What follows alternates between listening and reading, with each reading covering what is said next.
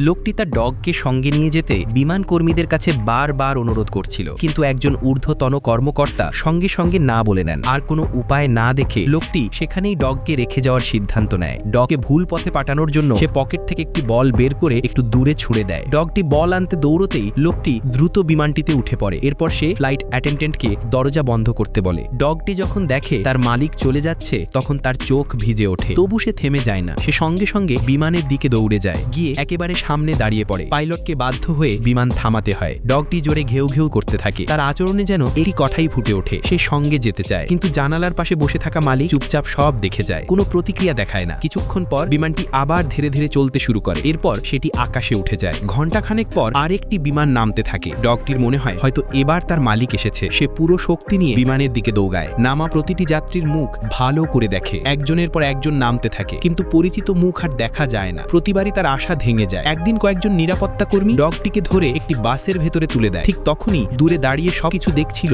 একটি ছোট ছেলে। তার বুকের ভেতর কেমন যেন কাঁপুন ধরে। সে মনে মনে সিদ্ধান্ত নেয় সে ডগটিকে সাহায্য করবে। ছেলেটি সুযোগ বুঝে নিরাপত্তা কর্মীদের চোখ এড়িয়ে বাসের ভেতরে ঢুকে যায়। ছেলেটিকে দেখে ডগটি আবার ঘেউ ঘেউ করে ওঠে। ছেলেটি একটু থেমে যায়, তারপর ধীরে ধীরে দরজার দিকে এগিয়ে যায়। দরজাটি খোলা মাত্রই ডগটি লাফ দিয়ে নেমে পড়ে। এরপর দ্রুত সেখান থেকে দৌড়ে চলে যায়। একজন নিরাপত্তা কর্মী বিষয়টি বুঝতে পেরে রেগে যায়। সে ছেলেটির দিকে তেড়ে এগোতে থাকে। ঠিক সেই সময় একজন ভারী গড়নের লোক সামনে এসে দাঁড়ায়। সে ছেলেটিকে আংলে রাখে। ঘটনাটা সেখানেই থেমে যায়।